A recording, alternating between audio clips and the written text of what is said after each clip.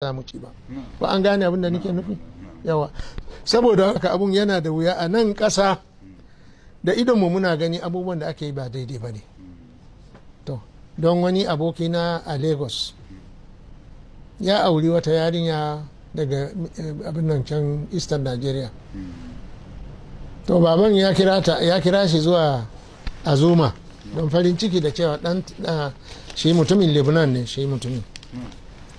cewa yarsa ta auri wani mutumin Lebanon ya yi farin ciki ya kira shi ya je shi mijin fa ka ga mini kuma da ta haifi ita ma ni ne na musuluntar da ita ta ce wai ta karbi musulunci kuma ta haifi yarinya aka sa mata suna na musulmi suka zo su karbi cewa in sa mata suna ita kuma ta karbi sunan mu'mina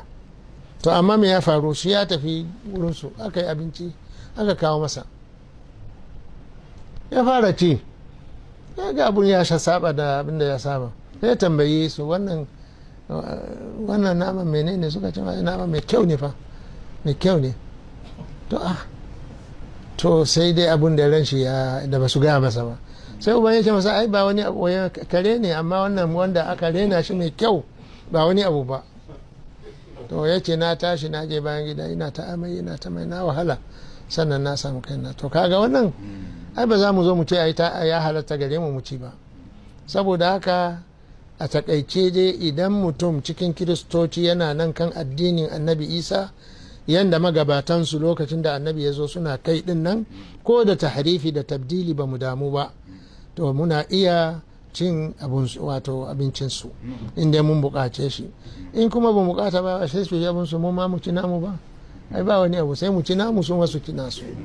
to shi ne dai abun Allah ya taimaka wannan bawan Allah ya aiko yana son karin bayani akan wannan kalma da arifai suke ce al'arifu billah to bisa gaskiya kalmar ma'arifa ita ma'arifa matsayi ne a cikin sanin ubangiji ya nada abubuwa da dama farko dai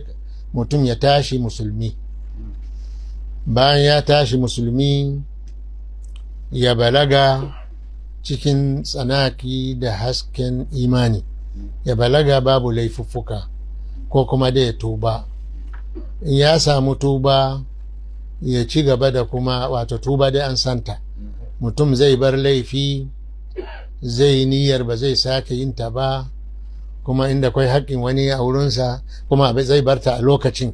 ba zai bari kuma a lokacin kuma ba zai niyya ba zai dawo ba zai koma kanta ba